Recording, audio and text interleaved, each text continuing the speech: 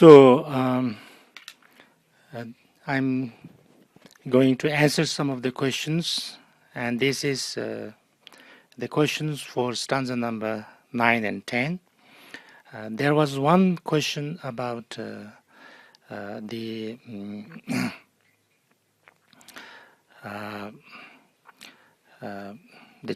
kind of this alchemist. So this I have already answered in one of my teachings. I don't want to answer it again. Then this next question, the first question is, would the way to generate and develop bodhicitta in my everyday life be to remember the bodhicitta aspiration whenever I find myself in contact with other people, at home, at work, everywhere? Yes, in a way, yes, it's very good, but it's not necessarily when we are in contact with people. I think when we are not in contact with people, like we are kind of alone, we are in our own room, we are just, thinking about what's the purpose of my life, what I should kind of direct my life in what direction. So I think I can think and find out what is the best way for me to go and to act, and so how to see things clearly. So I think it's not only when we are in contact with the people. That's why I think what I wanted to say. The second question is Maribel Gonzalez. When one wants to give birth to precious bodhicitta in their mind stream, and for it to develop and increase, we listen to the teachings and studying the Bodhicharyavatara text be enough? Or is train the mind with analytical meditation also needed?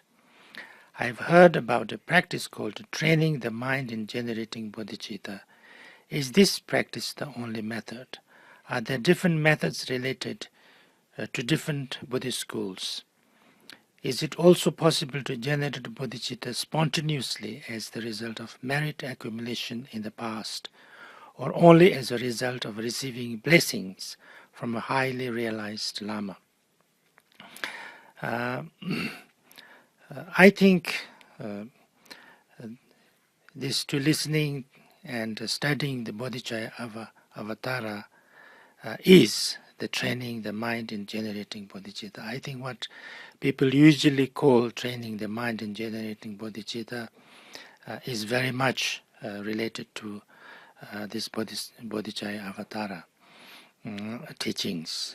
Is more or less all of them are kind of based on this. But this is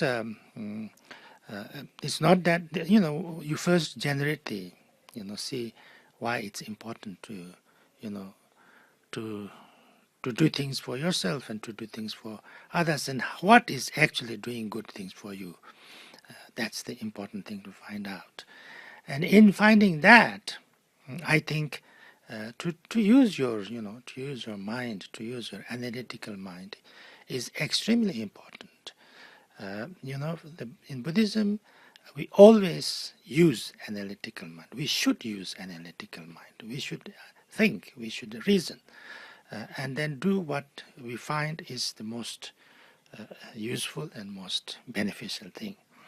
And also, then we should also, try to understand and study and analyze, what's the right thing, what's the wrong thing, what's the truth, what is the nature of myself and others. So therefore, all this is part of, our progress, part of our bodhicitta also, because bodhicitta, can become kind of increased, like we talked about, different stages of bodhicitta.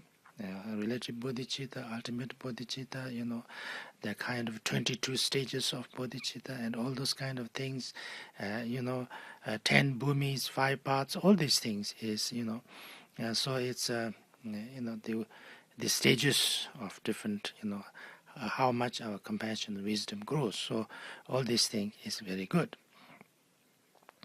And then the different methods of Buddhist schools. I think all Buddhist schools are actually not very different, actually very same. They're all based on the teachings of the Buddha. But, they kind of, it's not that they are totally different. They just, the differences sometimes is absolutely no different sometimes, They just, sometimes it is based, uh, I choose to work on one sutra or one tantra, and you choose to work more, kind of concentratedly on another tantra or another sutra or another set of sutras or tantras. So, but all the sutras or tantras of Buddhism come to the same thing. There's nothing really very big difference. In some sutras, some aspects of the teachings are more elaborate. In others, some other aspects are more elaborate, but all the aspects are there too. So therefore, it is very important to understand that. And then to accumulate, positive deeds, accumulation of merit is regarded as one of the main, ways of, generating bodhicitta. That's so. Therefore, it's regarded very important. But you cannot say that this is the only way, and this is the only reason, because from Buddhist point of view, everything has many causes and conditions, and when all the causes and conditions come together, then that happens. So therefore, we have to try to generate more positive actions. We try to analyze and think properly. We try to also, receiving the blessings, receiving the positive influence from realized beings. Their association is also very important, because a blessing actually is a positive influence. So therefore, it's also good. There's nothing wrong with that. Then the next question is from Ole. It says, I'm puzzled at the wording in the 10th stanza. Let us grasp it, bodhicitta, firmly. To my limited experience, compassion arises only in a state of acceptance and letting be, whereas trying to grasp wholesome state of mind while they occur make them disappear. Is the use of the word grasp a weakness in the translation, or is there some pedagogical reason for its use? I remember having read something along the lines that since we have a grasping mind, Shantideva says that we should grasp bodhicitta if we are to grasp as something, but I'm not sure about the recollection. Yes, the grasp, the main understanding is that to see how valuable, how precious the bodhicitta is, and so therefore, if I need to try to keep it as much as possible. I should not allow it to degenerate and kind of to go away. I should do everything to influence myself, to encourage myself, to inspire myself to to generate this bodhicitta. That's what we call grasping, I think. And since as it is all, you are also I mean, it's not that you just kind of wait to kind of get bodhicitta, without doing anything else. Kind of, when will bodhicitta come to me? Not like that. To do whatever you can, to study, analyze, listen to the teachings, read inspiring books, and think of other people.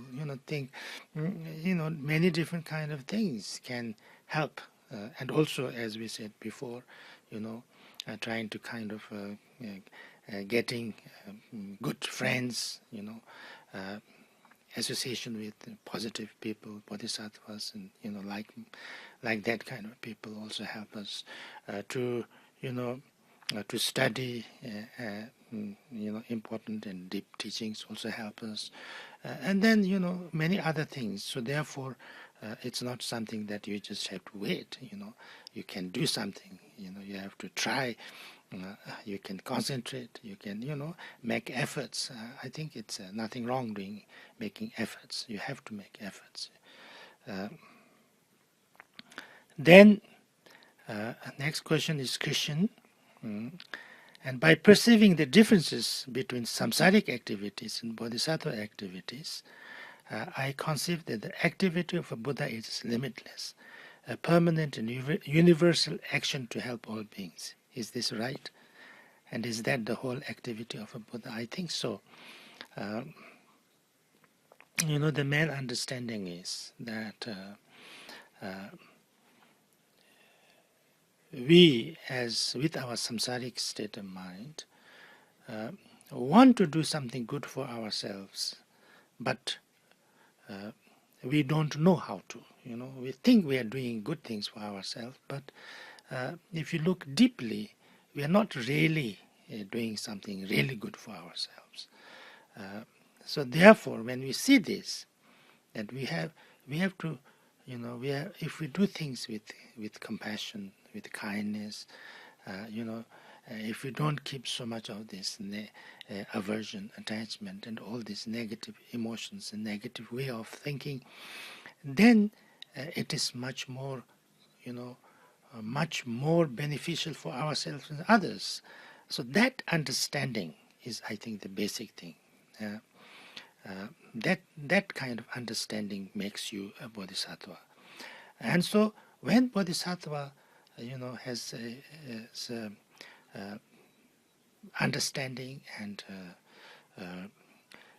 intentions and motivation and activities becomes very, very kind of advanced, with limitless compassion and limitless wisdom, then of course there's nothing that you need to do, or there's nothing you want to do other than doing positive things that would be then helping other beings and helping, because there's nothing that you need to help yourself, because you find yourself totally liberated. So therefore it's very, very correct.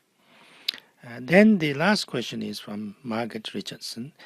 Can you say something about the practice attitude that we adopt to generate awe and reverence before and as we listen to the teachings alone on the computer? I refer to the Nectar of Manjushri speech on page 26. Here it talks about the yoga of listening. So this is the quotation she gave. Begin by cultivating bodhicitta, and in the form of Tara visualize myself or yourself. Consider your right ear a lotus flower, and meditate upon your teacher as Manjushri. Think from your guru's mouth come rays of light that sink into the lotus blossom. Meditate upon all beings as Tara, and at the end, just for 2 instants, meditate on emptiness devoid of thought. So this is, kind of a skillful means of transforming, yourself into kind of wisdom, the most compassionate and wisdom state of being, and not only yourself but all others. So this is, the Vajrayana way of working, using the result as the path, as we say. So this is also very good. This is you can do that if you want. I didn't mention these things too much because these are not really part of the text of Bodhicharyavatara. These are, in the commentary, because it's, it's the way. There are many things talked about how to listen to the teachings. There's also this. There's also about the three poisons you should not kind of you should not do, and then 6 ways of listening to the teachings, and also the 6 paramitas while receiving the teachings or practicing the teachings. So therefore there are many things about this, and so you have to you can read the book, the commentary, and then I think it is not so difficult to understand, so you can read them and use some of the things. And this kind of visualization also you can do while receiving the teachings, and it is said it's very good and it's very powerful. So that's also very nice. Thank you very much. So I'll stop here this time.